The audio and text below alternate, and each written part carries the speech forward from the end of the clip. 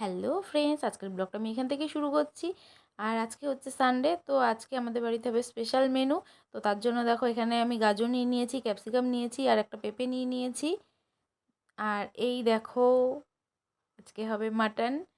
তো এইগুলোকে আমি এখন ধুয়ে নেব। আর এদিকে দেখো আমি আলুগুলোকেও কেটে নিয়েছি, আর এদিকে পেঁয়াজ কুচি, লঙ্কা কুচি আর চালটাকে ভিজিয়ে রেখেছি আমি এদিকে।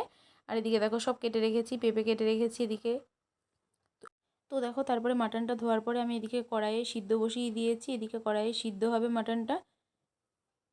তো তারপরে একটা জিনিস তোমাদের দেখাই, দেখো ও আমাদের জন্য কি নিয়ে এসেছে। এদিকে দেখো ও নিয়ে এসেছে পদ্ম পাতা। তো তারপরে দেখো আমি এখানে রেডি হয়ে গেছি।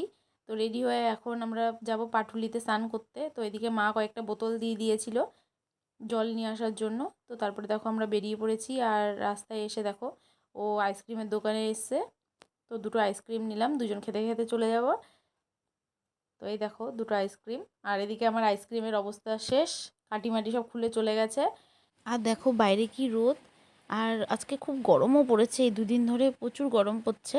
তো দেখো আমরা পাটুলির সামনে চলে এসেছি, আর আজকে অনেকটাই ফাঁকা ফাঁকা আছে। তো এই দেখো আমি জলগুলো পরে ভরে নেব।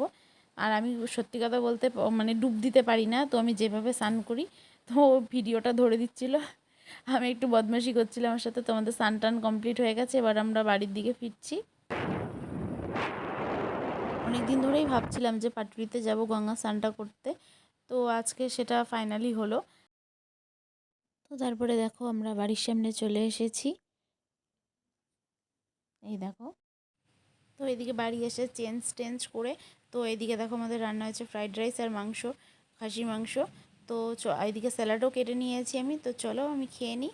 আর তোমাদের ভিডিওটা ভালো লাগলে লাইক কমেন্ট শেয়ার আর সাবস্ক্রাইব করতে ভুলো না। টাটা।